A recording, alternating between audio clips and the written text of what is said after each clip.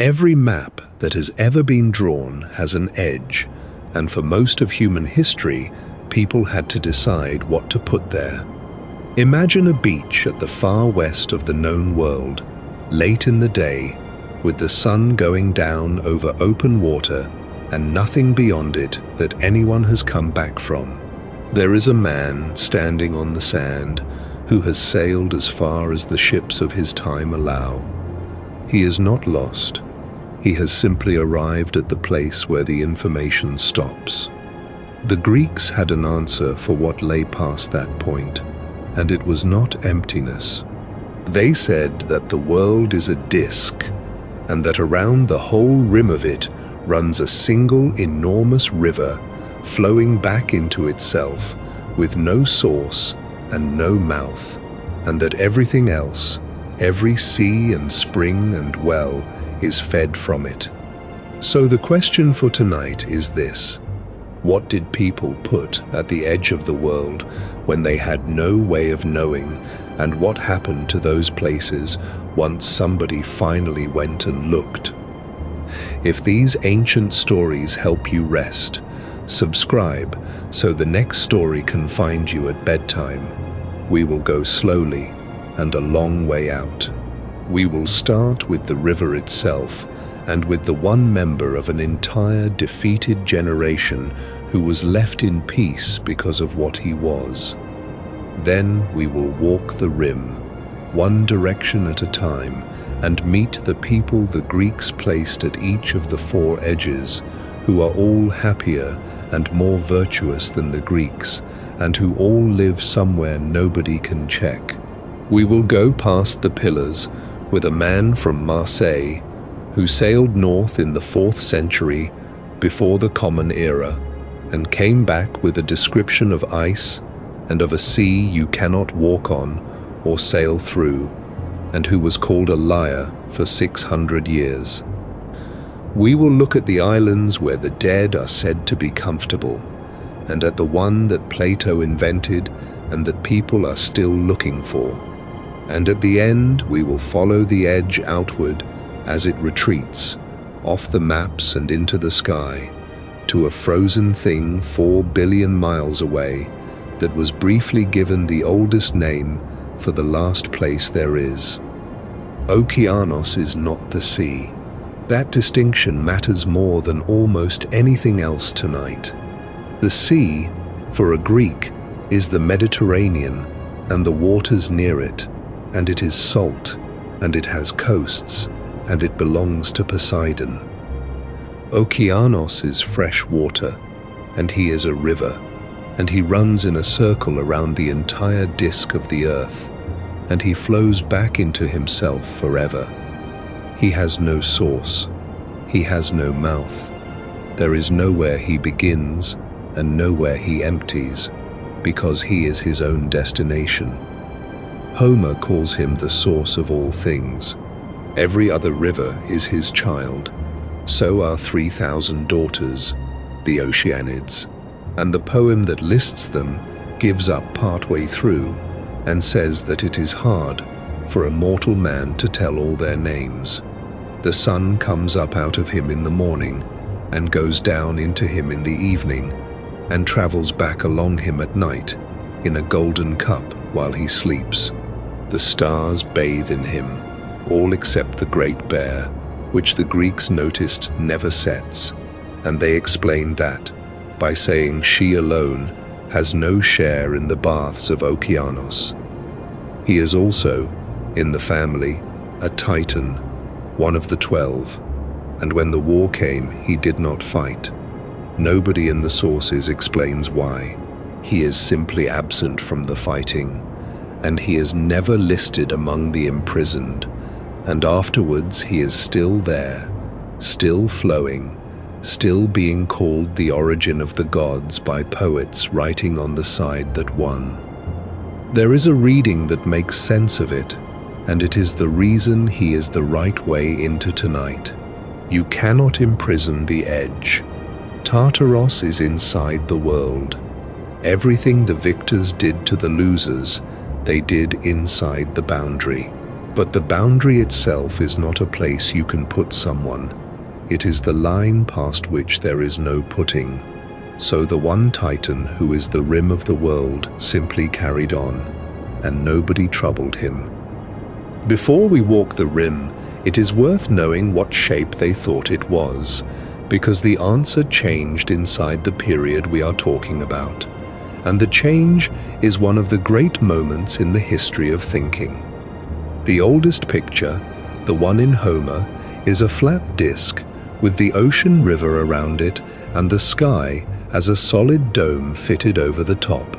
Beneath the ground is the house of the dead, and beneath that is further down. Anaximander, in the 6th century before the Common Era, drew the first map of the world that anyone is recorded as making, and he also produced a picture of the cosmos that has an extraordinary feature in it. He said the Earth is a cylinder, a drum, wider than it is deep, and that we live on the top of it. And he said that it does not rest on anything. That is the remarkable part. Everyone before him needed the Earth to sit on something. It floats on water, or it rests on pillars, or something holds it up. Anaximander said it is held up by nothing, and stays where it is because it is equally distant from everything, and therefore has no reason to move in one direction rather than another.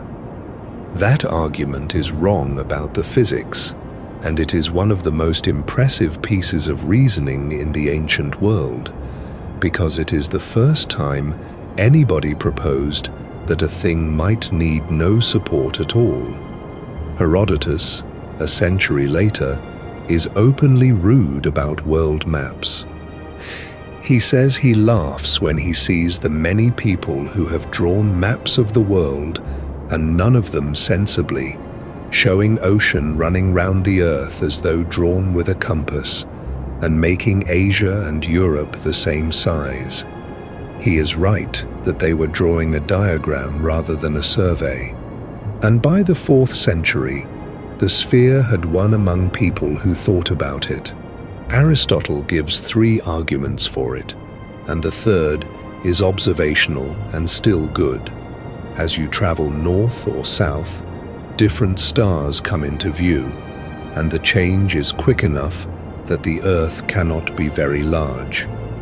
Then Eratosthenes, working in Alexandria in the 3rd century before the Common Era, measured it.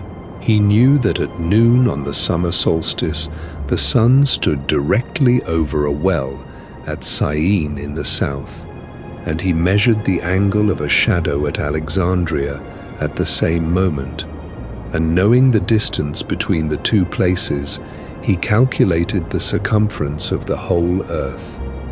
His answer, depending on which value his unit of distance had, is within a few % of the right one.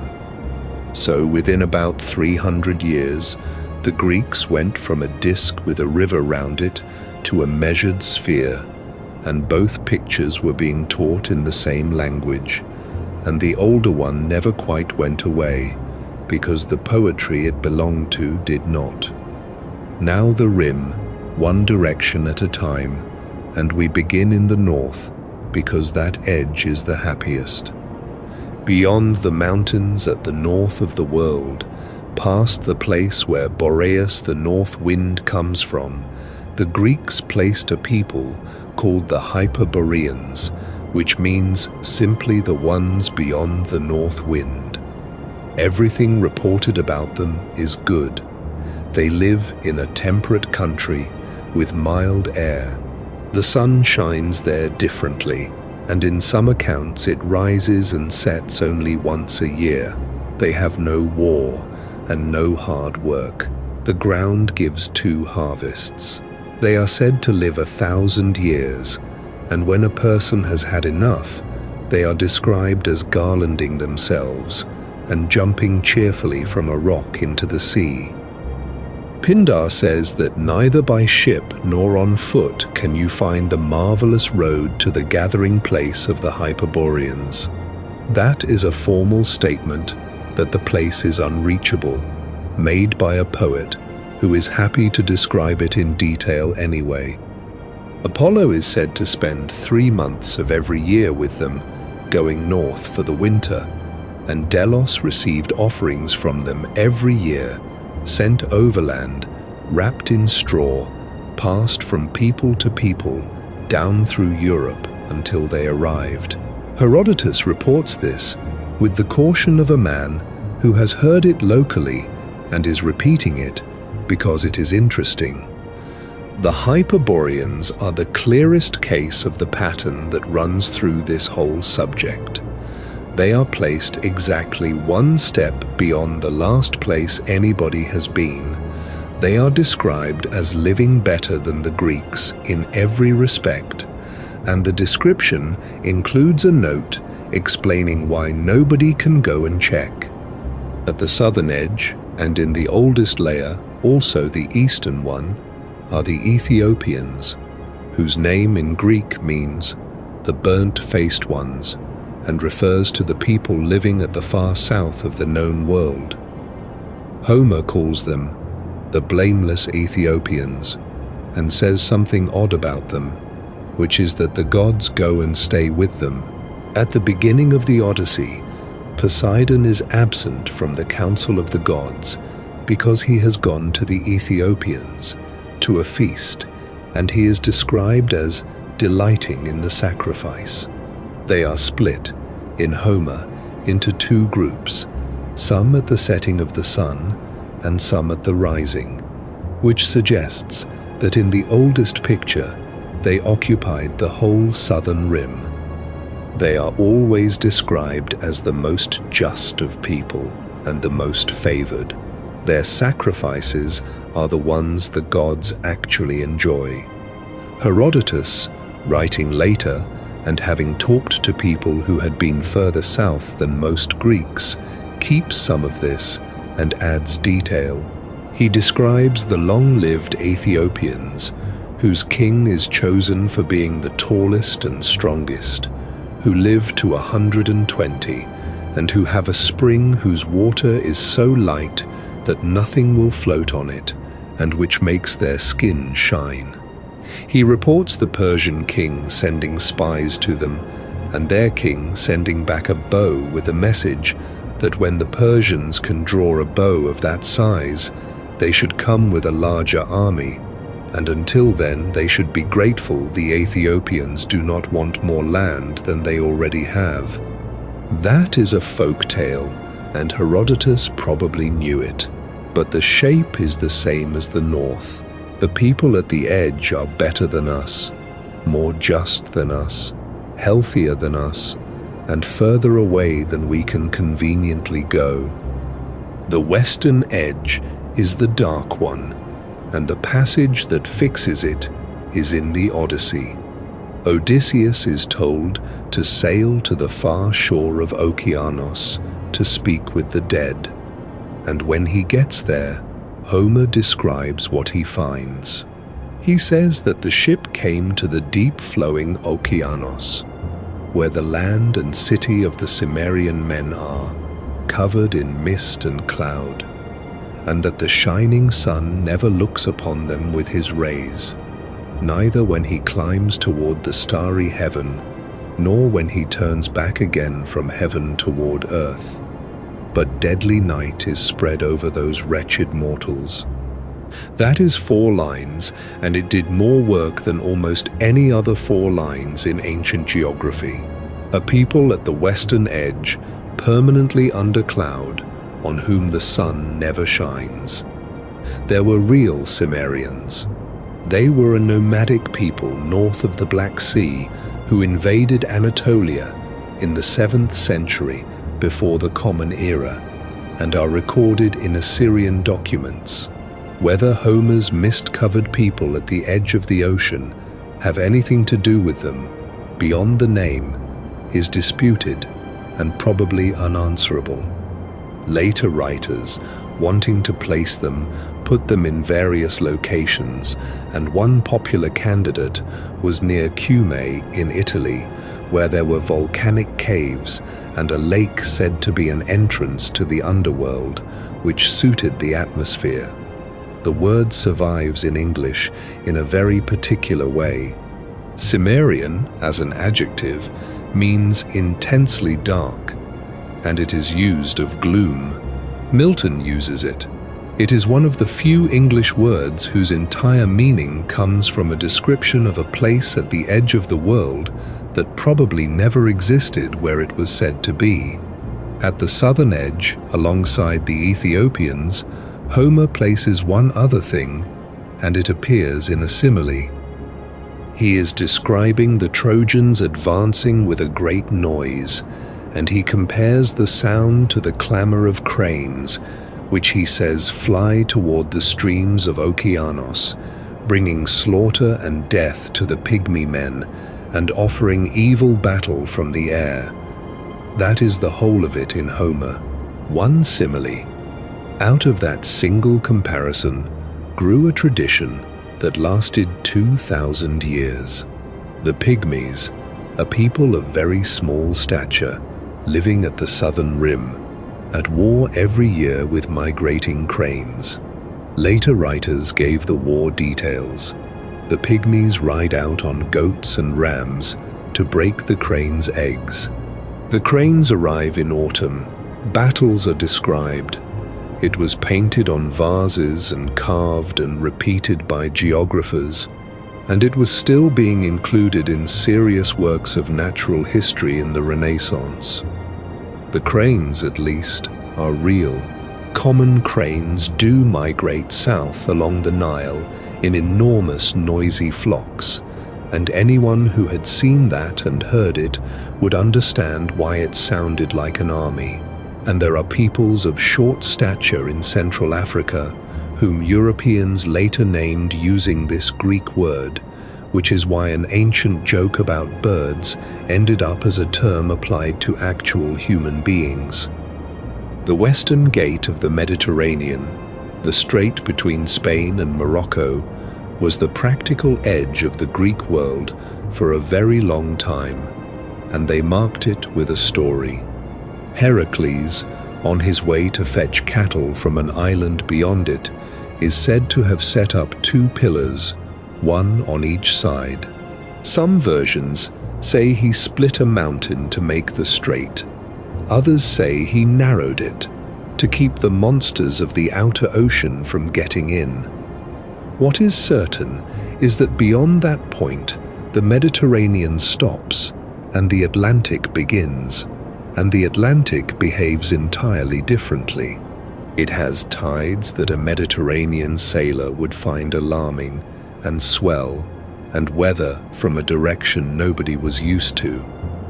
Pindar uses the pillars as a metaphor for a limit that should not be passed, and says of a man he is praising that he has reached the pillars, meaning he has gone as far as is possible in his field and should not attempt more. There was also, for a period, a practical reason to keep Greeks out. Carthage controlled the strait and had a strong interest in nobody else knowing the routes to the tin and the amber that came from the north. There are Carthaginian sailing accounts, and there are also stories of Carthaginian captains deliberately running their ships aground rather than let a follower learn the way. So the mythological warning at the edge of the world and a commercial monopoly happen to point in the same direction, which is a coincidence that has repeated many times since. And then somebody went.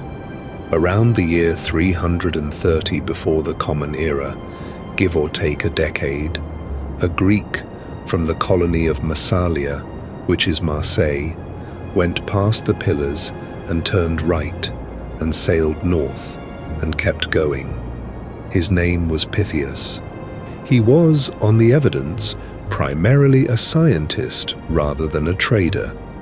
He had already calculated the latitude of his own city by measuring the shadow of a gnomon at the solstice, and got it accurate to within a few minutes of arc. He wrote a book about the voyage called On the Ocean, It is lost. Everything we have is quotation, much of it by people who did not believe him. He appears to have gone up the Atlantic coast, around Britain, which he circumnavigated or nearly so, and he gives a figure for its perimeter that is in the right general range. He described the tides, and made the connection between the tides and the moon, which nobody in the Mediterranean had much reason to notice, since the Mediterranean barely has any. He described a country where the grain was threshed in large covered buildings rather than on open floors because of the rain. He described people making a drink from grain and honey. He described the further north he went, the shorter the nights, and gave figures.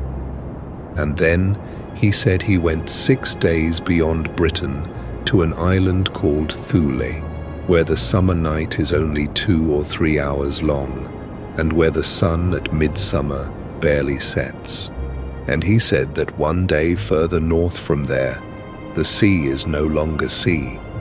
He described something that is not water, and not air, and not solid, that everything is suspended in, that cannot be walked on, and cannot be sailed through, and he compared it to a sea lung, which is a Greek word for a jellyfish.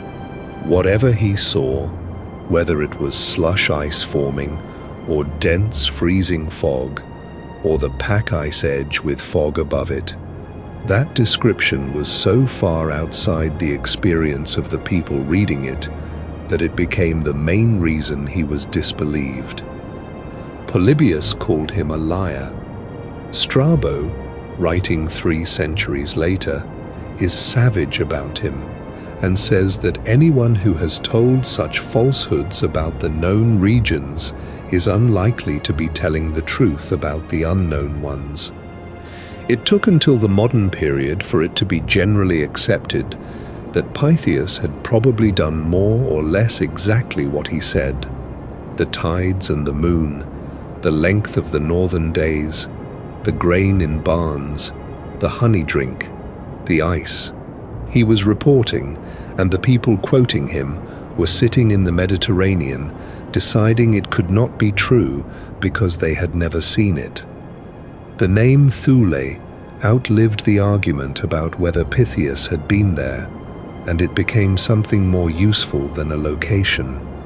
Nobody knows which island he meant. The candidates argued for are Iceland, which fits the ice and the midnight sun, but was probably uninhabited then, and he described inhabitants. Central Norway, which fits the people and the agriculture. The Shetlands, which are the right distance, but too far south for the light, and the Faroes. The Romans took the word and made it a figure of speech. Virgil, in the Georgics, flattering Augustus, imagines even furthest Thule serving him. And the phrase Ultima Thule, the furthest Thule, came to mean any place beyond the borders of the known world, and then, by extension, the outer limit of any effort at all. It kept that meaning for 2,000 years. It appears on medieval maps, drifting around the North Atlantic, depending on the cartographer. It appears in poetry. Poe uses it.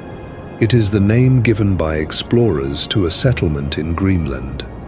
And then, in the 20th century, it was borrowed by a group in Munich called the Thule Society, an occult and nationalist club that took the mythical northern homeland as a racial fantasy, and from whose circle the German Workers' Party emerged.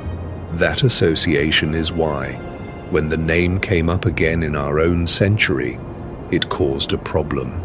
There is a second kind of place at the edge, and it is for the dead, and it is nothing like the grey underworld of Homer. The Isles of the Blessed lie out in the ocean at the western rim, and the people there are not shades. Hesiod says that a portion of the race of heroes was settled by Zeus at the ends of the earth, apart from men, and that they live there with untroubled hearts, and that the grain-giving earth bears them honey-sweet fruit 3 times a year. Pindar's version is the most beautiful thing written about any afterlife in Greek. He describes ocean breezes blowing around the island and flowers of gold burning, some on land from splendid trees and some fed by the water, and the people there binding their arms with garlands of them. He says they have a life without labor, and that they do not trouble the earth with strong hands, nor the water of the sea, for a livelihood. 2 things about that are unusual. The first is that it is not underground. Everywhere else the Greek dead go down. This is on the surface, at the far edge, reachable in principle by sailing, which is why it kept getting confused with real islands. The second is who is there. Not the virtuous, at least not at first, but the heroes, and specifically the ones from the 4th age. It is not a reward for behavior. It is a reward for being a particular kind of person in a particular generation. That did change.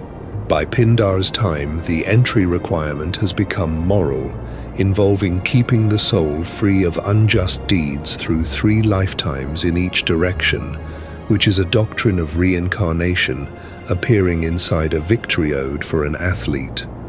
And in some versions, ruling those islands is Kronos, released. The islands were repeatedly identified with real places as Atlantic sailing improved. The Canaries were a favorite, and the Madeira group, and both were known to the Romans, and both are pleasant, and neither contains anybody's dead heroes. And then there is Atlantis, which is different from everything else tonight, because we know exactly where it came from.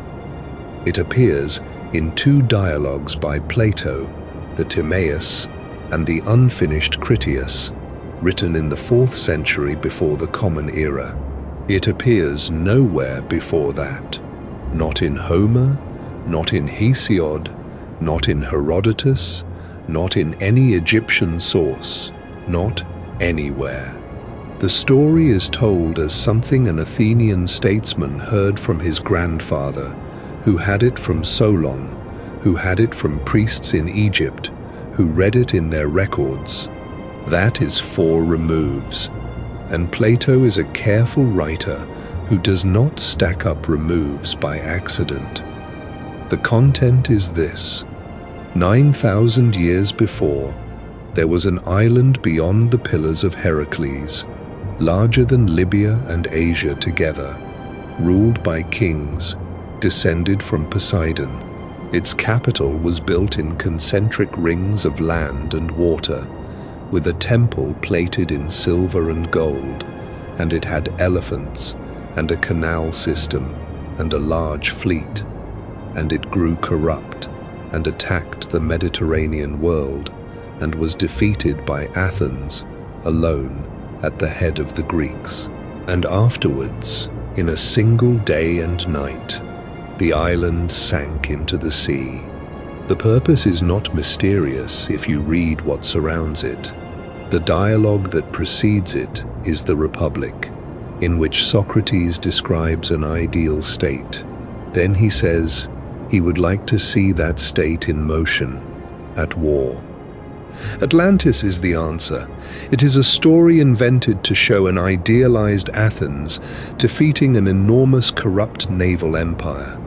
The corrupt naval empire that had recently defeated the real Athens was Athens itself, in the eyes of its critics, and Plato had watched it happen.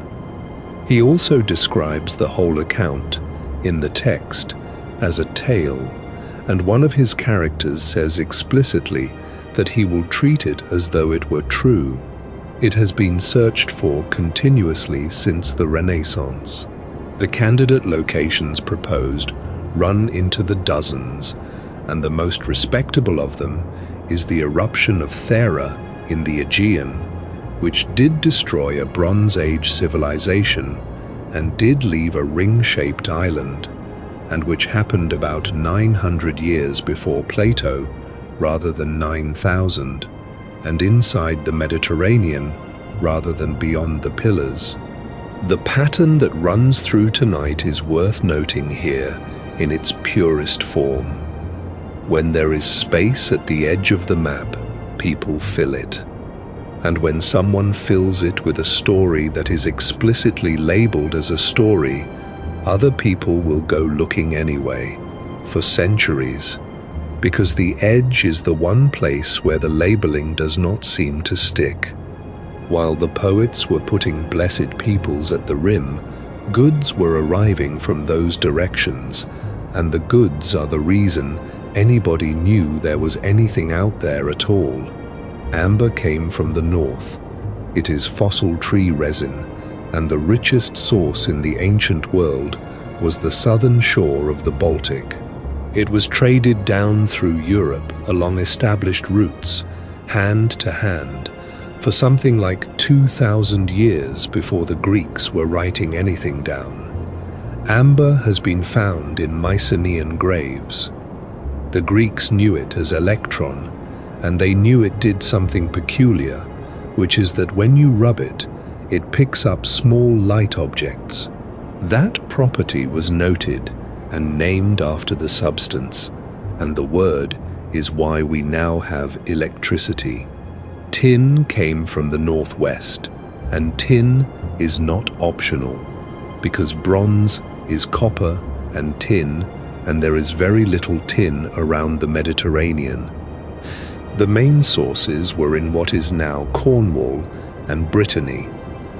Herodotus says, frankly, that he does not know anything about the Tin Islands and cannot find anyone who has seen them, and that he does not believe the story about the River of Amber either, but he reports both. Silk came from further east than anyone could name, and the Romans called the people at the end of that road the Ceres, meaning simply the silk people, and had no idea who they were. So the edges of the world were not blank in practice. They were the far end of supply chains, and the goods arrived reliably, while the information about their origin did not. Every intermediary along a 2,000-mile trade route has an interest in the next stage sounding difficult. That is the real reason the edge stayed mysterious for so long. Not that nobody went, but that the people who went were not the people who wrote, and neither group wanted the other to know too much. Herodotus deserves a chapter of his own tonight, because he invented a way of dealing with the edge that is still the best one available. He traveled a great deal by the standards of his time in the 5th century before the Common Era, and he wrote an enormous work about the Persian Wars that keeps stopping to describe places and customs. His method, stated repeatedly, is that he is obliged to report what is said, but not obliged to believe it, and he asks his reader to understand that this rule applies throughout his work. So, he tells you about the gold-digging ants of India, said to be larger than foxes and smaller than dogs, which throw up gold-bearing sand while burrowing. And then he tells you he is only reporting it. He tells you about the one-eyed Arimaspians in the far north, who steal gold from griffins, and then says that he does not believe there are men with one eye. He tells you that Phoenician sailors, sent by an Egyptian pharaoh to sail round Africa, reported that as they went west around the southern end, the sun was on their right hand, on the north side, and he says he does not believe that part. That last one is the finest moment in ancient geography, because the detail he singles out as impossible is exactly the detail that proves they did it. South of the equator, the midday sun is in the north. There is no way for a sailor to invent that. He preserved the truth precisely because he was honest about doubting it, and he could not have known which parts he was preserving. That is worth carrying. The material at the edge of what we know arrives mixed, and the sensible response is neither to swallow it nor to throw it out, but to write it down carefully with a note about how sure you are. There is one ancient account of going the other way, south along Africa, and it survives in a strange form. It is called the Periplus of Hanno, a Carthaginian, and it purports to be a Greek translation of an inscription set up in a temple at Carthage, recording a voyage of colonization down the Atlantic coast of Africa, sometime around the 5th century before the Common Era. It is short and plain, and it reads like a log. So many days sailing, a river with crocodiles, a place they named for what they found, founding of settlements. Then it becomes stranger. They pass a coast where they see fires by night across the whole country and hear the sound of flutes and cymbals and drums and a great uproar, and their interpreters are afraid and they sail on. They see a mountain from which flame seems to pour, and they name it the Chariot of the Gods. And at the end, they come to an island in a bay, full of hairy people, whom the interpreters call gorillae. The men could not catch any of the males, who climbed away over cliffs, but they caught 3 of the females, who bit and scratched and would not be taken alive. So they killed them and brought the skins back to Carthage.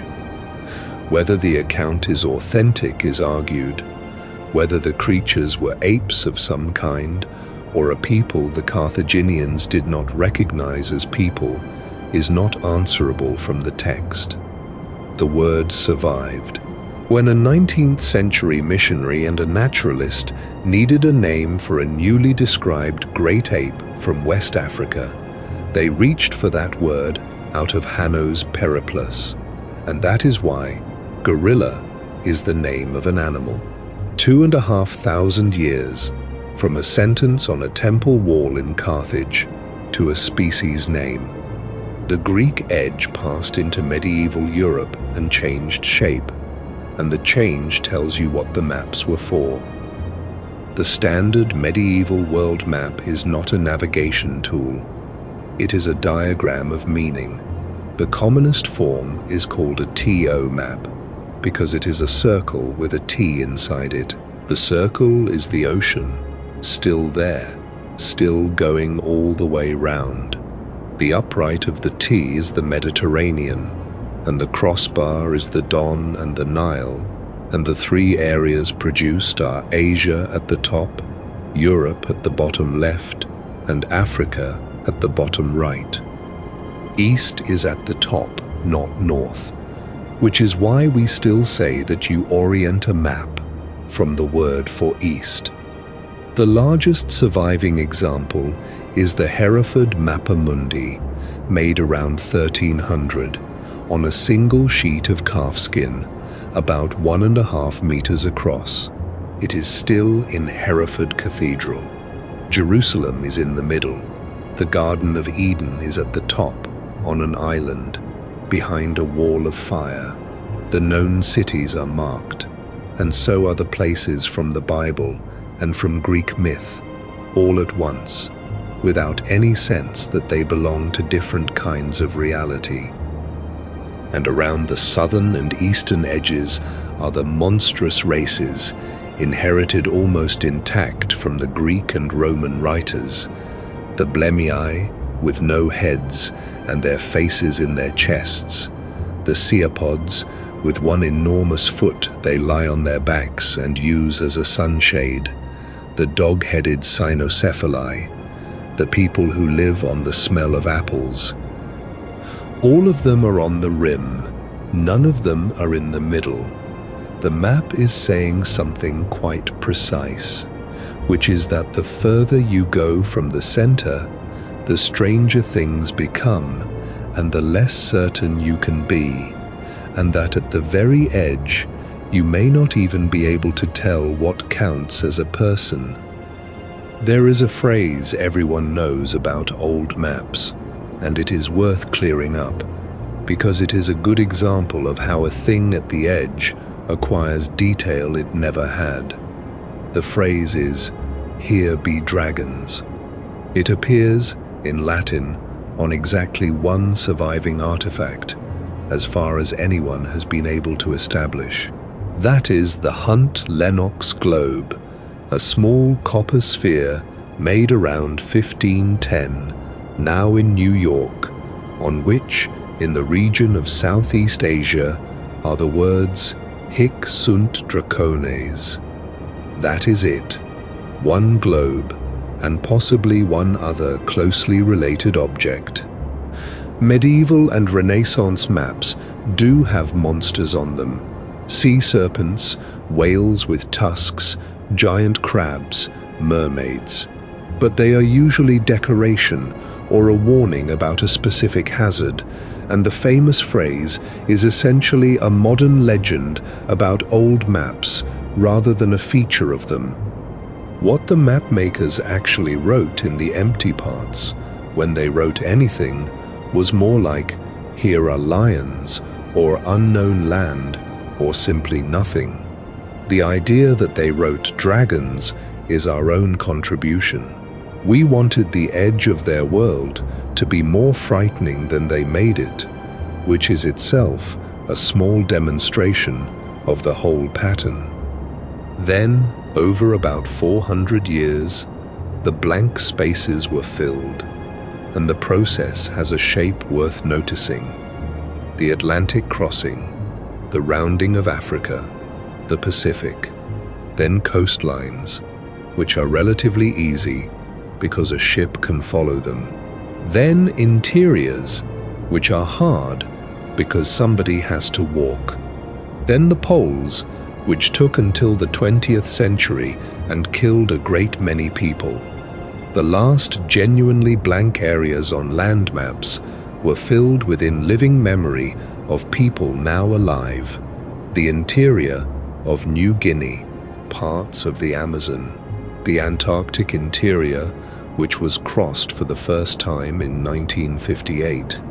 And then there was nowhere left, and the maps became complete. And something quite strange happened to the idea of an edge, which is that it did not disappear. It moved. It went to the deep sea, which is still less thoroughly mapped than the surface of Mars, and which contains the largest unexplored volume on the planet. And it went upward. The modern edge has a boundary and a location, and it is a good deal further away than Okeanos. The sun does not simply light space. It blows a wind of charged particles outward in every direction, and that wind carves out a bubble in the surrounding interstellar material.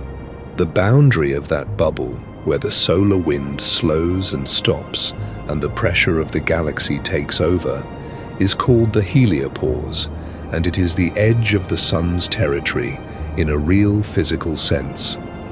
2 spacecraft have crossed it.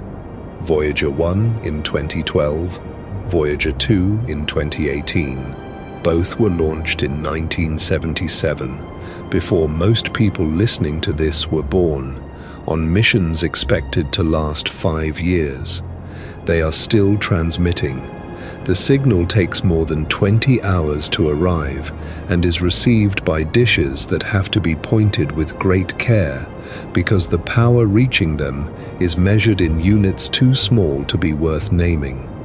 They carry, both of them, a gold-plated copper record with instructions engraved on the cover containing greetings in dozens of languages, sounds of the earth, and 90 minutes of music. Nobody expects it to be found. It was put there anyway. That is the oldest gesture in this whole subject. Somebody standing at the last place they can reach, leaving a marker for whatever is past it, without any expectation of a reply. Heracles set up 2 pillars. We attached a record to a probe. And there is one more, and it is the reason this chapter ends where it does. On the first day of 2019, a spacecraft called New Horizons, which had passed Pluto 3.5 years earlier, flew past a small object in the Kuiper Belt, more than 6 billion kilometers from the Sun. It is the most distant object any spacecraft has ever visited closely. It turned out to be 2 round bodies, gently joined, like a snowman, formed by 2 things, drifting together slowly enough that they stuck rather than shattered. It is thought to be almost unaltered since the formation of the solar system, which makes it one of the most pristine objects anyone has seen. Before the flyby, the team ran a public campaign to nickname it, and the name chosen was Ultima Thule, the furthest Thule, the last place there is. It was, on the face of it, perfect. And then the objection arrived, which was the Munich Society and what came out of it, and the fact that the name had been used in that way within living memory. The team kept the nickname through the flyby, and then, when the time came to submit a formal name, chose a different one. The object is now called Arakoth, which is a word for sky in the Powhatan language, chosen with the agreement of representatives of that community and announced at a ceremony in 2019. So the oldest name in European culture for the edge of the world was carried out to the actual edge of the explored solar system, held there for a year, and then quietly given back and replaced with a word for sky from a language spoken on the coast where the ships from the old world first landed. We have gone north and south and west. The eastern edge was India, and it received more invention than all the others together. The main source of the trouble was a Greek doctor named Ctesias, who spent years at the Persian court in the 5th century before the Common Era and wrote a book about India that he had assembled from people who had been there, or said they had. It is lost and survives in summary. In it are the one-legged Cyapods, the dog-headed people, who are described as just and honest and communicating by barking, and who own large flocks. A beast called the Marticura, with a human face, the body of a lion, and a tail that shoots stings, whose name comes from a Persian phrase meaning man-eater, and which is why we have the word manticore.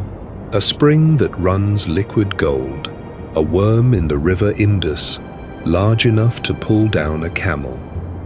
Later, after Alexander, a Greek ambassador named Megasthenes actually lived at the Mauryan court at Pataliputra and wrote a much better book, with real observation in it, about administration and agriculture and caste, and he also repeated the mouthless people who live on smells and the ones with ears large enough to sleep in. The good material and the nonsense traveled together in the same volumes and were copied together for the next 1500 years, and the monsters on the edge of the Hereford map are directly descended from these 2 men. There is a lesson in that which is not comfortable. Megasthenes had been there. He had genuine information nobody else in the Greek world possessed, and what his readers remembered and copied was the ear sleepers. The Amazons belong here too, because they are always placed just past where the Greeks were. In Homer, they are at the far edge of Asia Minor. As Greek knowledge of Asia Minor improved, they moved. Herodotus puts them beyond the Black Sea, among the Scythians. Later writers pushed them further still, to the Caucasus, and eventually to Africa.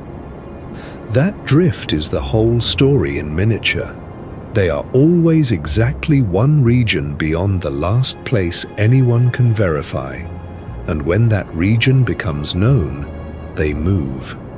Herodotus gives them the most substantial treatment, and it is a story about intermarriage. A group of Amazons is shipwrecked in Scythian territory. The young Scythian men are sent to make peace rather than war, and eventually the two groups pair off. But the women refuse to go and live in the Scythian settlements, saying that they cannot live with women who stay in wagons and do not hunt or ride. So the couples leave together and go further northeast and become a new people, the Sauromations, among whom, he says, the women ride and hunt and go to war alongside the men. That part is interesting because the archaeology has been kind to it. Excavations of Scythian and Sarmatian graves on the steppe have found a substantial number of burials of women with weapons, with combat injuries, and with the leg bones of habitual riders.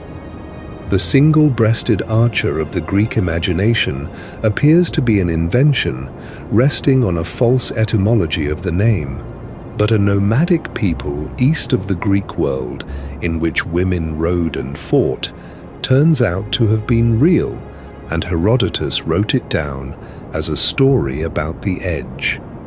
Once map-making became systematic, the edge produced a category of object that is one of the best things in the history of geography.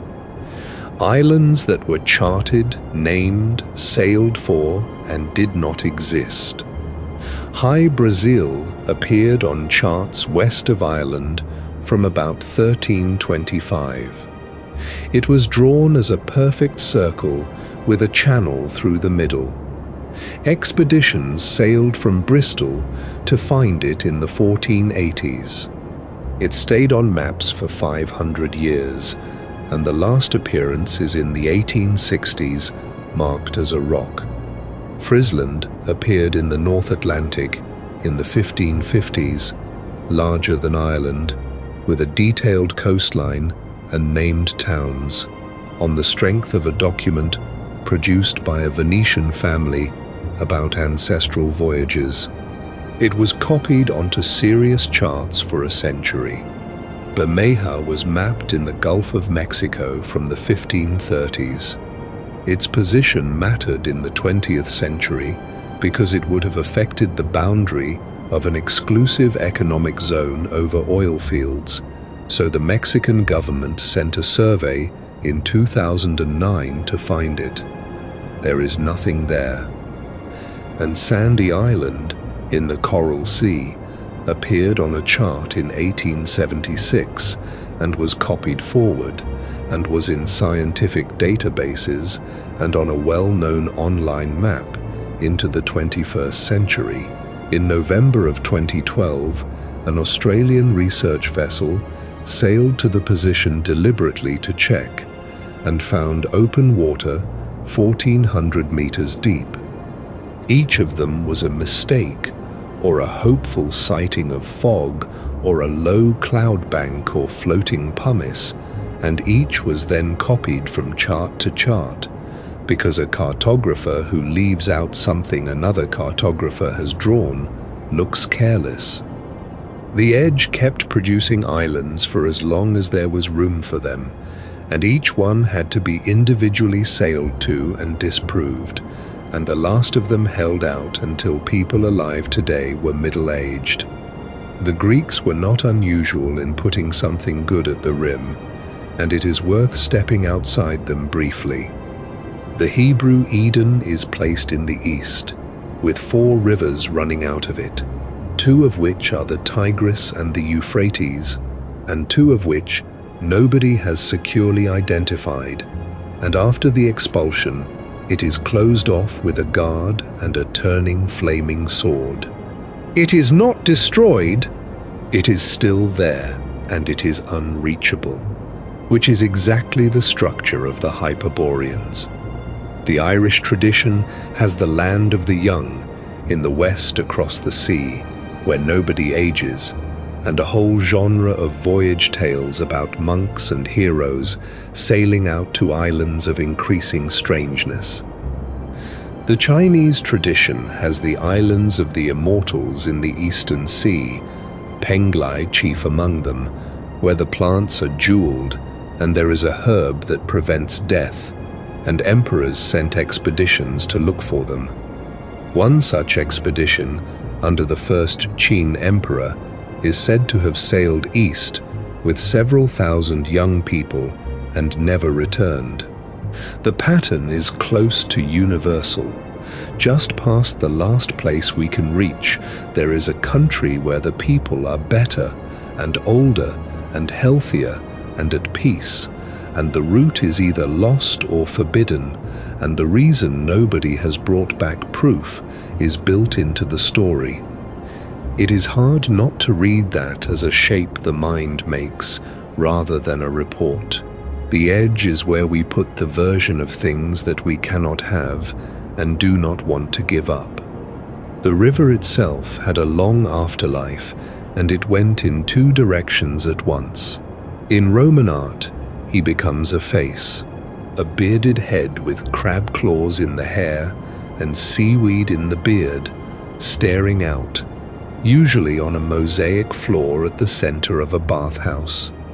He is not doing anything. He is simply the water, personified, watching. That image was copied everywhere in the empire and survives in a great many floors from Britain to Syria. It is one of the most widely reproduced faces in Roman decoration, and almost nobody looking at it in a museum today knows it is a Titan. And the word went the other way, into technical vocabulary. As the true shape of the world became known, the encircling river turned out to be, in a sense, correct. There is one connected body of water, and it does run all the way round, and everything else drains into it. So the name for a mythical river became the name for the real thing, and we now use it in the plural, which the Greeks would have found odd, since there was only ever one. Then, in the 20th century, it went somewhere new. Oceanography, as a science, dates from the voyage of a converted warship called the Challenger, which spent nearly 4 years in the 1870s dragging nets and sounding lines across every ocean, and came back with results that took 20 years to publish and filled 50 volumes. Among the things they established was that the deep sea is not empty, which had been seriously argued, and that there is a great mountain range running down the middle of the Atlantic, which nobody had suspected, and which turned out 80 years later to be the seam where the plates are pulling apart and the sea floor is being made. The Titan who did not fight and was left alone because you cannot imprison the edge, turns out to be the place where the surface of the earth is manufactured. There is one more edge, and it is the one nobody expected to still be there. The deep ocean floor is mapped at high resolution over roughly a quarter of its area. The rest is known only from satellite measurements of the shape of the sea surface, which reveal large features by their gravity and miss everything smaller. That is the current position. A quarter of the floor of our own planet has been directly measured, and the remainder is inferred.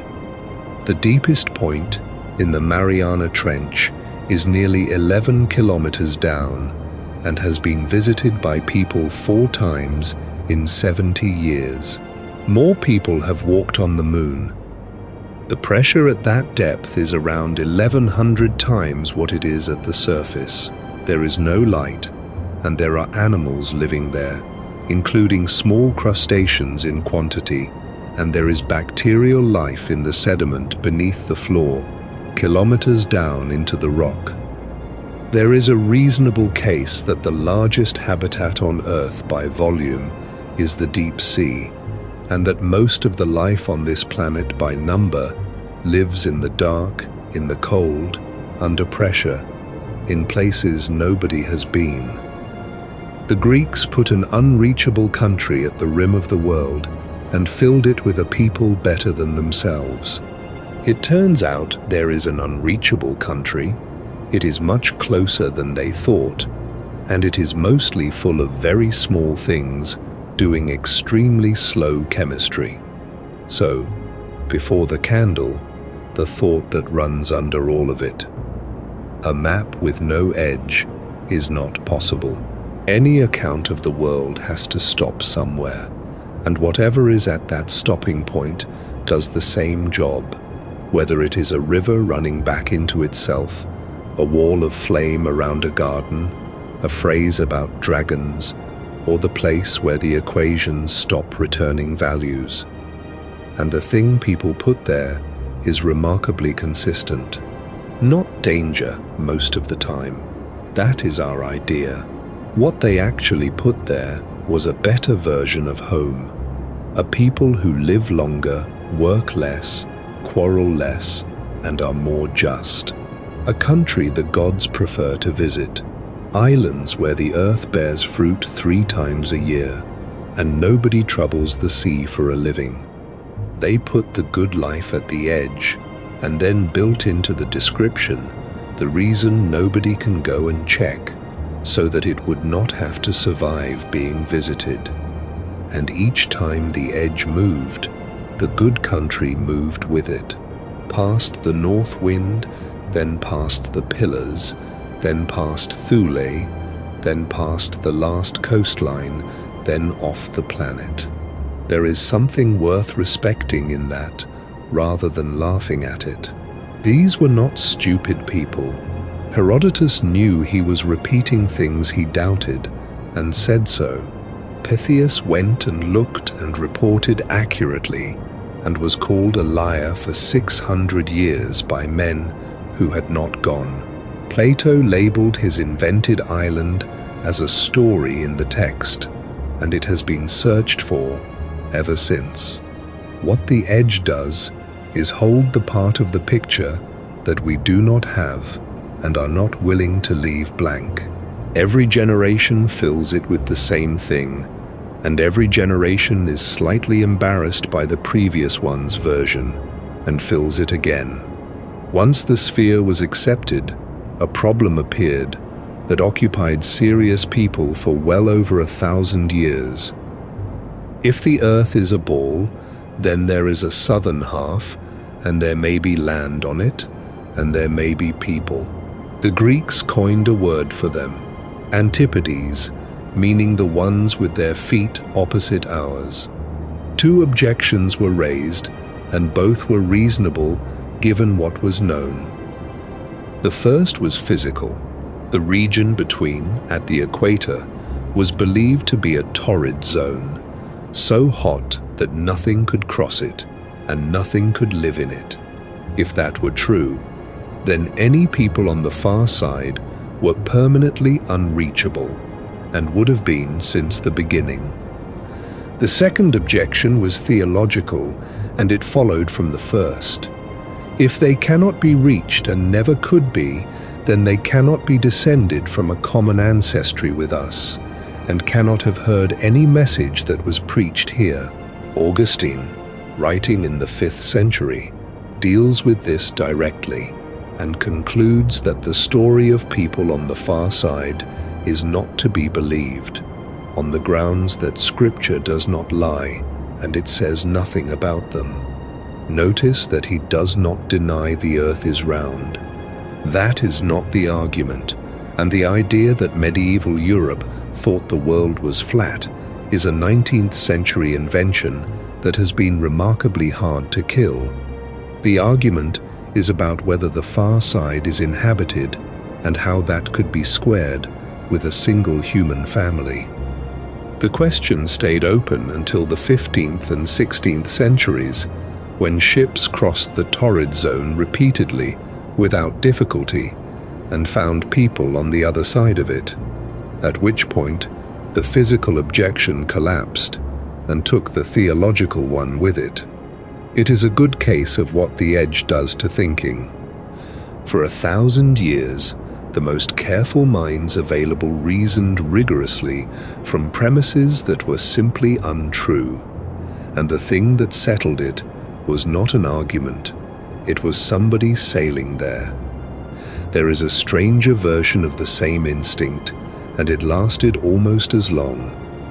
Ptolemy and others before him argued that the known land masses in the northern hemisphere must be balanced by a corresponding mass in the south, or the world would be lopsided and would not sit properly. There was no evidence for it whatsoever. It was an argument from symmetry. They named it anyway, Terra Australis Incognita, the unknown southern land, and it went onto maps as a vast continent filling the bottom of the world, with a coastline drawn in confidently for 400 years. Sailors kept nearly finding it. Every large island in the Southern Ocean was reported as a possible cape of it. When the Dutch reached the western coast of what is now Australia, the name attached itself, which is why an entire country is called the Southern Land, after a hypothetical continent that was invented for reasons of geometrical tidiness. It was finally disposed of by James Cook, who spent the 1770s sailing back and forth across the Southern Ocean at high latitudes, deliberately, in order to establish that there was nothing there. He crossed the Antarctic Circle 3 times, was stopped by pack ice, and concluded that if a continent existed, it must lie so far south as to be useless and inaccessible. He was right on both counts. Antarctica exists. It is where he said it must be, and it was not sighted for another 50 years. So the imaginary continent, drawn for symmetry, in roughly the right place, turned out to be there, in a form nobody had guessed, guarded by an ocean nobody had wanted to sail. The medieval edge produced one entirely fictional person who changed European history, which is a strong claim, and it holds up. Around the year 1165, a letter began circulating in Europe. It was addressed to the emperor in Constantinople, and it was signed by Prester John, a Christian king ruling an enormous and wealthy realm somewhere in the east, beyond the Muslim lands. The letter describes his kingdom in the manner of everything else we have heard tonight: 72 provinces, a river running from paradise carrying emeralds and sapphires, a fountain of youth, a mirror in which he can see everything happening in his territory. No poverty, no thieves, no flatterers, and the horned men and the giants and the rest, all comfortably present. It is a forgery. Nobody has ever identified the author. It exists in hundreds of manuscripts in many languages, and it was believed for 400 years. And it had consequences. Popes wrote replies and sent envoys. The hope of linking up with a powerful Christian ally behind enemy lines influenced crusading strategy. When the Mongols appeared from the east, some in Europe hoped briefly that this was him. Later, the search shifted to Africa, and Portuguese exploration down the African coast in the 15th century was pushed along, among other motives, by the intention of finding him in Ethiopia. There was a Christian kingdom in Ethiopia, which made the story hard to dismiss entirely. The Portuguese reached it, and it was real, and it was not the letter's kingdom, and there was no mirror and no fountain. a document nobody wrote, about a king who did not exist, in a place that was always one region further on, helped set in motion the voyages that produced the modern map. The Irish contributed a voyage of their own, and it is the gentlest thing in this entire subject. The voyage of St. Brendan was written down around the 9th or 10th century, and it was one of the most widely copied texts of the Middle Ages, surviving in well over 100 manuscripts across Europe. Brendan and a small crew of monks sail west in a boat of hide stretched over a wooden frame, looking for the promised land of the saints. The voyage takes 7 years, and it is circular in that they return to the same islands at the same points in the church calendar each year, celebrating Easter in the same place annually. They find an island of enormous sheep. They land on a bare island and light a fire on it, and it moves, and it is a whale, which they name and later return to and treat as an acquaintance. They find an island of birds, who are fallen angels of a neutral sort, neither good nor damned, who sing the hours. They pass a column of crystal in the sea and sail through an arch in it. They pass an island of smiths who throw slag at them. They see a burning mountain. They meet Judas, sitting on a rock in the ocean on a day of respite from hell, and Brendan negotiates him an extra night. And eventually, they reach a land in fog and cross a river in it and are told to go home. Whether it records a real voyage has been argued for a long time.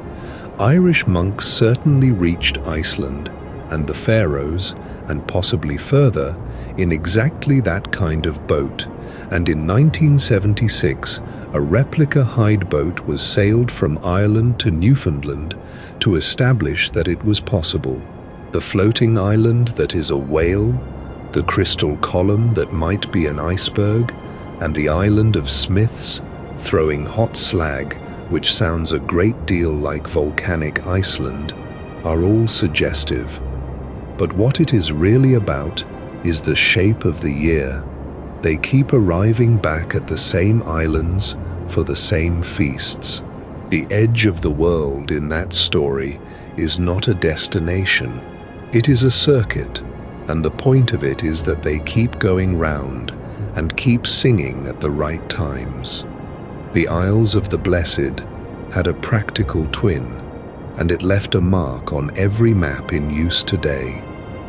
The Fortunate Isles were placed in the Atlantic, west of Africa, and unlike the Blessed Islands of the Dead, they were reachable.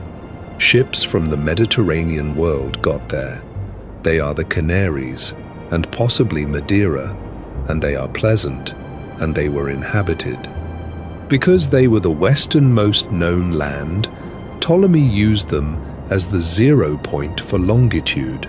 Everything east of them was measured from there, and it made sense, because it meant every place in the known world had a positive number, and nobody had to deal with a negative.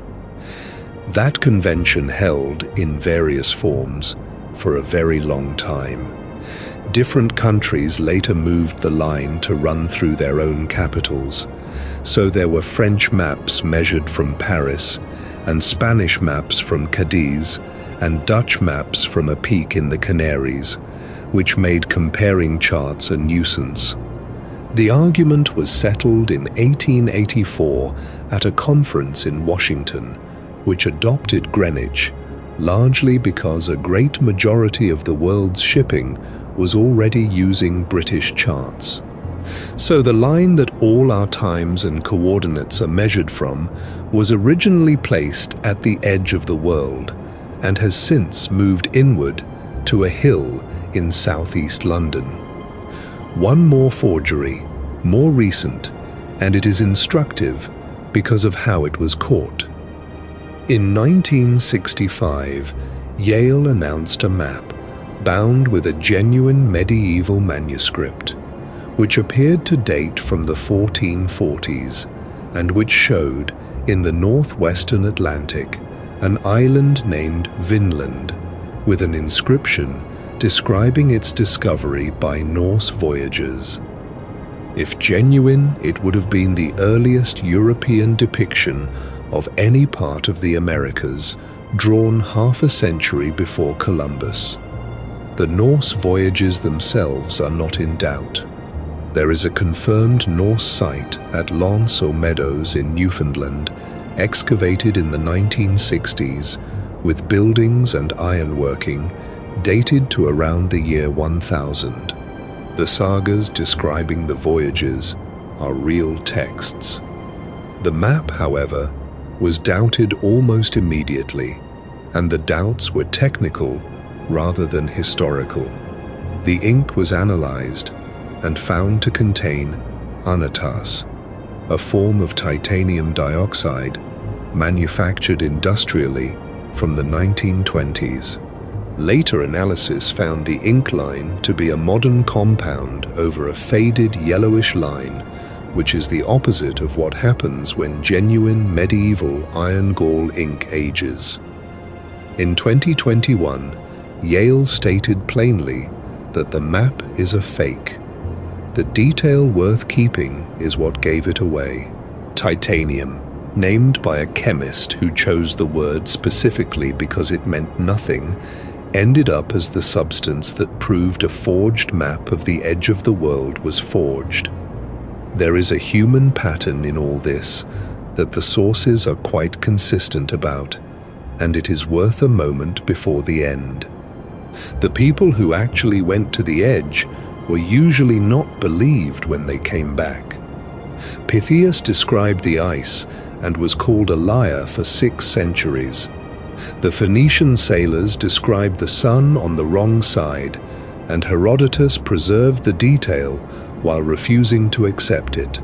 The Portuguese who found Ethiopia found a real Christian kingdom and were disappointed because it was not the one in the letter. Cook sailed the Southern Ocean and reported that there was no great fertile continent, which was not what anyone wanted to hear. And the ones who never went were believed enthusiastically. Ctesias never saw India. The author of the Prester John letter never existed. Plato said in the text that it was a story. That is not a comment on ancient credulity. It is closer to a permanent feature. What comes back from the edge is always less interesting than what was sent out there in imagination, and the disappointment is reliably taken out on the messenger, which makes the small number of people who reported accurately and were disbelieved and turned out to be right worth naming out loud. That is essentially the whole reason we know anything. There is one case where a state drew the edge of the world deliberately, wrote it on the ground in stone, and then argued about it for 300 years. Augustus, at the end of a very long life of expansion, left a written instruction to his successor, advising that the empire should be kept within its present boundaries.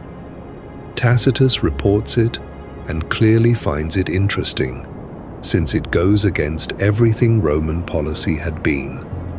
The frontier that resulted was not a single wall. It was a system, called the limes, of roads and forts and watchtowers and rivers running from the Atlantic across Europe and round to the desert. In some stretches it was a river, in others a road with towers, and in a few places it was an actual wall. The most famous of those is in the north of Britain, a stone wall about 117 kilometers long, built from the 20s of the 2nd century, with a fort every Roman mile and turrets in between, a ditch on the north side and a second earthwork behind it.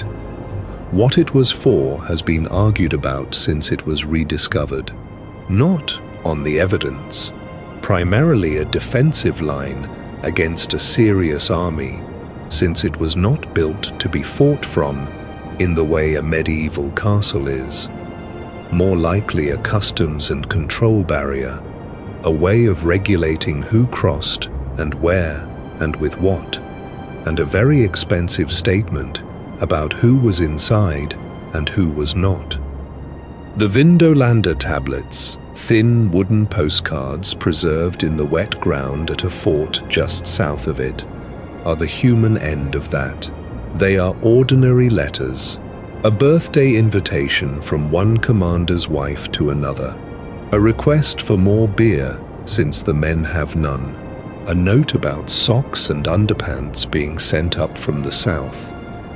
That is what the edge of the world looked like from inside.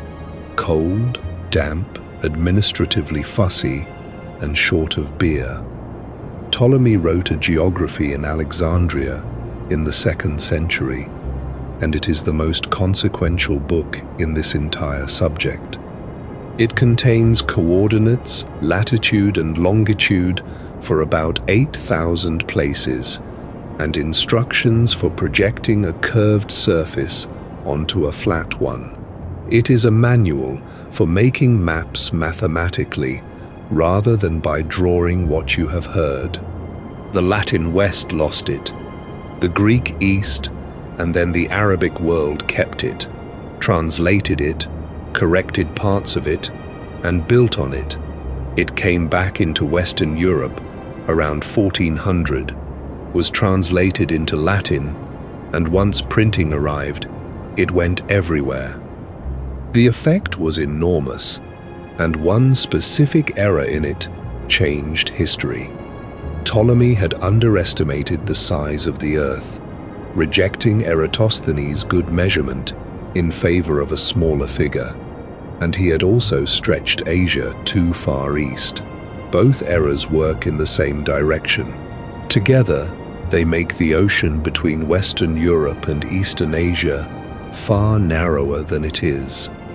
Columbus used those figures and chose the most favorable versions available and concluded that Japan lay about 4,000 kilometers west of the Canaries. The real distance is more than 3 times that. The experts who advised the Portuguese and Spanish courts against him were not being obstructive. They had a better estimate of the size of the Earth, and they were right. And if there had been open ocean the whole way, he and his crews would have died. He was saved by a continent that nobody in his calculation knew was there. So the edge of the world was crossed because a good ancient measurement had been overruled by a worse one, and because the space where the mistake lived turned out to contain 2 continents. There is a practical footnote to all of this, and it is the reason the edge stayed vague for so long, even after people were sailing to it regularly. Latitude is straightforward. Measure the height of the sun at noon, or of the pole star at night, and you know how far north or south you are. Sailors could do that reasonably well for a very long time. Longitude is not straightforward at all, because the Earth turns. To know how far east or west you have gone, you have to know what time it is where you are and what time it is somewhere else, simultaneously, and compare. On land, you can do it by watching eclipses of Jupiter's moons. On a moving ship in the 18th century, you could not. The consequence was that ships knew their latitude and guessed their longitude, and the guess accumulated error, and this killed people in quantity. In 1707, a British fleet returning from Gibraltar struck the Scilly Isles at night because the navigators believed they were west of them, and around 1,500 men drowned. The British government offered a very large prize for a solution. The eventual answer came from a Yorkshire carpenter and clockmaker named John Harrison, who spent 4 decades building a series of clocks that would keep accurate time at sea despite temperature changes, damp, and the motion of a ship. His fourth attempt was not a clock at all, in the usual sense, but a large watch, and on a voyage to Jamaica, it lost a handful of seconds over more than 2 months. Getting the prize out of the board that had offered it took him almost as long as building the clocks. The point for tonight is that the accurate map, the one with no room left for a blessed country in the corner, required somebody to solve the problem of knowing what time it was somewhere else. The edge of the world was closed by a watch. The Argonauts belong here, not for the fleece, but for the route home, which is the strangest piece of geography in Greek literature. They sail east to the far end of the Black Sea to fetch it, and that part is plausible. The Black Sea was the edge of the Greek world in the Archaic period, and the Greeks colonized its shores, and the story of a voyage to its furthest corner is the kind of thing that grows around a real frontier. Coming back is where it stops being a map and becomes a problem. The earliest versions have them return the way they came. Later poets could not accept that, apparently because a hero's return ought to be a different journey from his outward one, and so they sent them round. Different versions send them up the Danube and out into the Adriatic, which requires the Danube to fork, which it does not, or up a river into the Northern Ocean and around the top of Europe, or in Apollonius, out through the Danube into the Adriatic, then back, then along the Eratosthenes and the Rhone, then into the Western Mediterranean, then to North Africa, where they carry the ship on their shoulders across the desert for 12 days. None of it works. Rivers are connected that are not connected. Seas are joined that are not joined. And yet the impulse behind it is exactly the one this whole night has been about. The poets knew there were rivers running north and rivers running west, and they knew the ocean went all the way round, and they assumed, reasonably, that everything must therefore be connected to everything else, because there is one water and it is a circle. Given that assumption, the route is not stupid. It is a logical deduction from a picture of the world that happened to be wrong. It is worth ending the geography with the actual final entries in the record, because they are recent enough to be startling. The source of the Nile, which had been an open question since Herodotus said plainly that nobody he met could tell him where it came from, was not settled until the 1860s and 70s, and the argument between the men involved was bitter and public and ended badly. The interior of Australia was crossed south to north in 1861 by an expedition whose leaders died on the return, a few hours' walk and a few hours in time from the depot that would have saved them. The Antarctic interior was reached at the pole in 1911 and 1912 by two parties, one of which did not come back. New Guinea's Central Highlands, containing large populations farming intensively in fertile valleys, were unknown to the outside world until an aerial survey in the 1930s, after which a prospecting expedition walked in and made contact with something close to 1 million people who had not known there was an outside world in the sense being proposed. That last one happened well within a single human lifetime of now. So the closing of the map is not ancient history. The final pieces were filled in by people whose grandchildren are alive, and the last, genuinely unmapped land on the surface of the planet stopped being unmapped about 90 years ago. There was a second edge, directly overhead, and almost nobody thinks about the fact that it was taken away. In the picture that Europe inherited from the Greeks, the universe is a set of nested transparent spheres. The Earth is at the center, unmoving.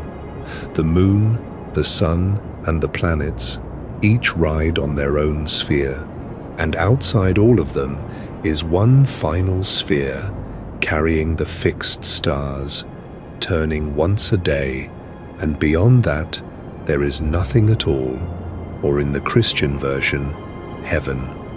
That is not a metaphor. It was the working model taught in universities, used for calculation for something like 1800 years. The universe had a wall, the stars were attached to it, and the distance was not thought to be enormous. The first person in print to remove it, as far as the record shows, was an English mathematician named Thomas Diggers in 1576. He published a diagram of the Copernican system in which the outer sphere is simply opened and the stars are scattered outward, drawn smaller and smaller toward the edge of the page, with a note saying they extend infinitely upward. Then Galileo pointed a telescope at the Milky Way in 1610 and found that it resolves into countless individual stars, too many to count, which nobody had expected, and which is very hard to reconcile with a wall. And then the distances started arriving, and they were catastrophic for the old picture. The first reliable measurement to a star was not achieved until 1838, and the answer was so large that the astronomer who got it spent time defending the method rather than the result. We have not really absorbed it. The word universe still gets used as though it were a container with an outside.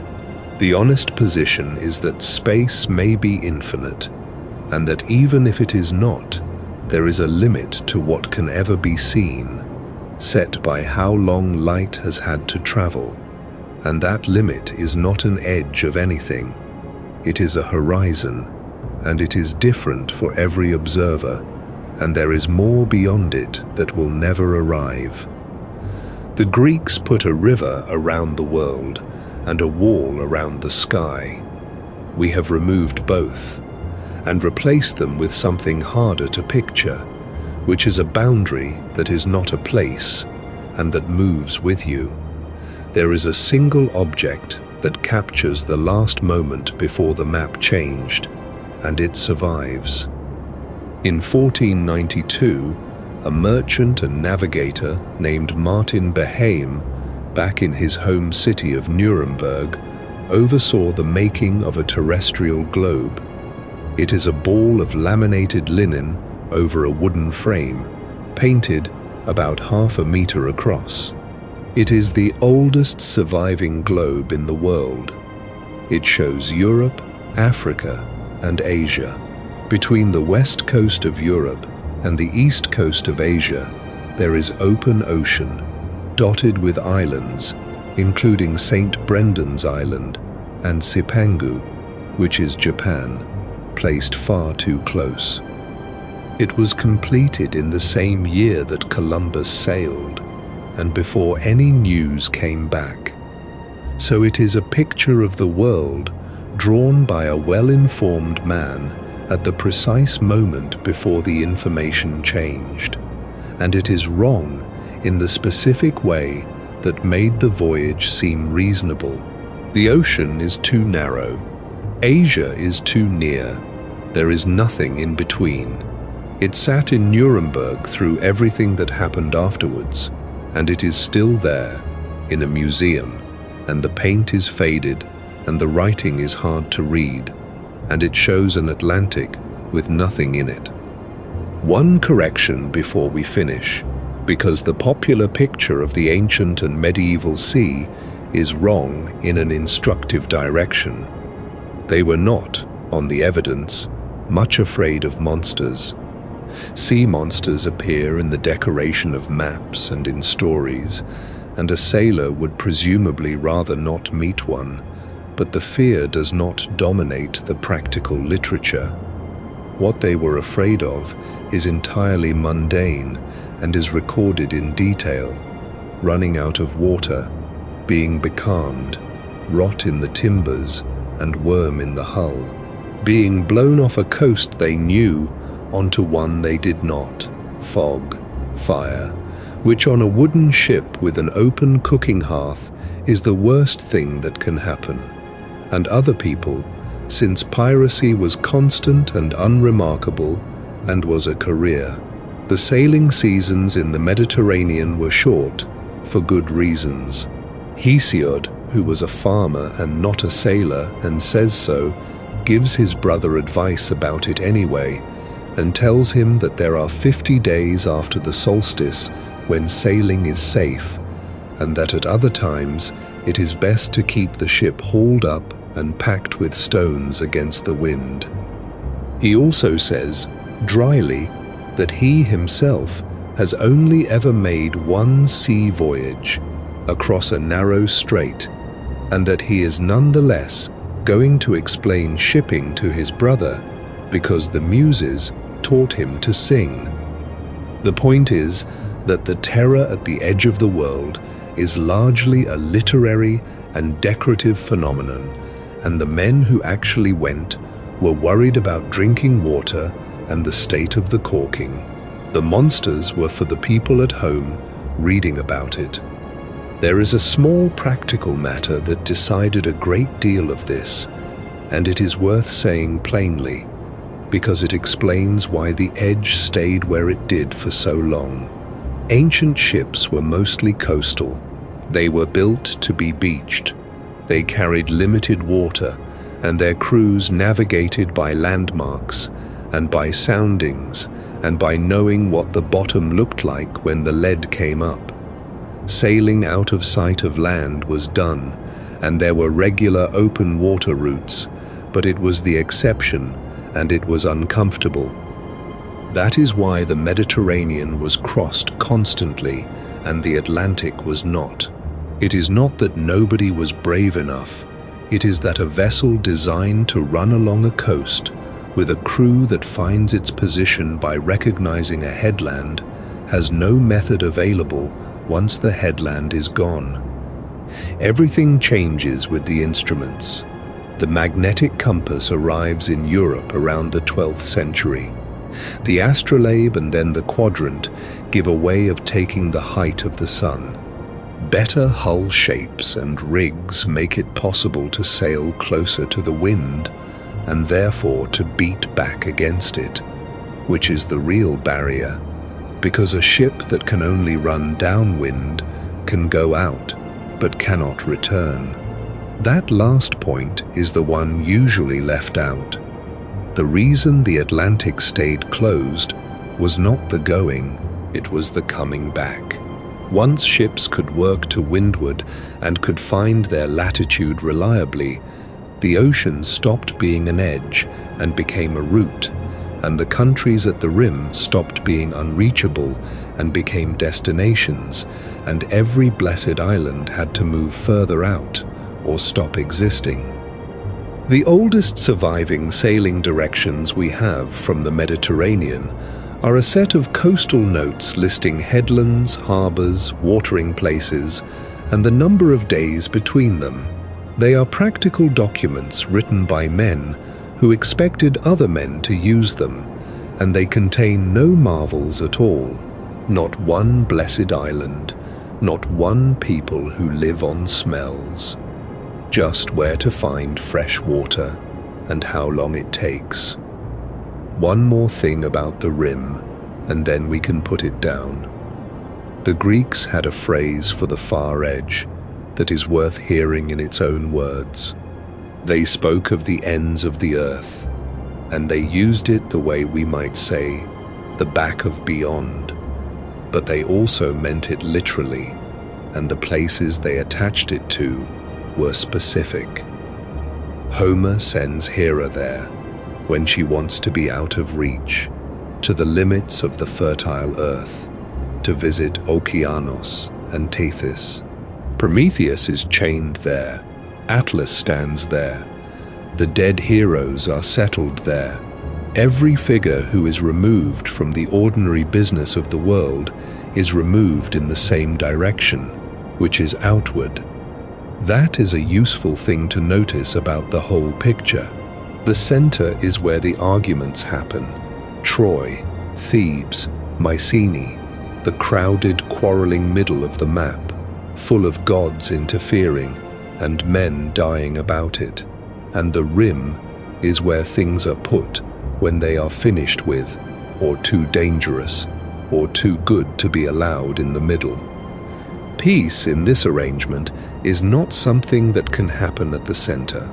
It is a place, and it is a long way off, and you have to be either dead or divine or extremely lucky to get there. There is a version of that in every human arrangement since, and it does not need pointing out. But it is worth saying once, quietly, that when these people imagined somewhere without conflict, they did not imagine it here with different rules. They imagined it out past the last coastline anyone had seen, on an island, in mild air, with the fruit coming 3 times a year, and nobody working for a living, and they were careful to explain that the road to it could not be found. And they put a river all the way round it, with no beginning and no end, flowing back into itself forever, so that even if you sailed as far as it was possible to sail, you would arrive at water that was going nowhere and had always been going nowhere and had no other side. So let us say them once, slowly, before the light goes. Okeanos, the river with no source and no mouth, running back into himself around the whole rim, father of 3,000 rivers and 3,000 daughters, the one Titan who did not fight and was never punished, because the edge is not a thing you can put anybody inside. The Hyperboreans, beyond the north wind, in mild air, with 2 harvests, who live 1,000 years and step off a rock cheerfully when they have had enough, and to whom, Pindar says, neither by ship nor on foot can you find the road. The blameless Aethiopians at the southern rim, whose sacrifices the gods go in person to enjoy. The Cimmerians in the west, under cloud, on whom the sun never looks, whose name is still the English word for a particular kind of darkness. The Isles of the Blessed, out on the ocean, where the flowers are gold, some on land from splendid trees, and some fed by the water, and where the people do not trouble the earth or the sea for a living. Thule, 6 days beyond Britain, where the summer night is 3 hours long, and 1 day further on, the sea that cannot be sailed through or walked on. High Brazil, and Friesland, and Bermeja, and Sandy Island, which were on the charts, and were sailed for, and were not there.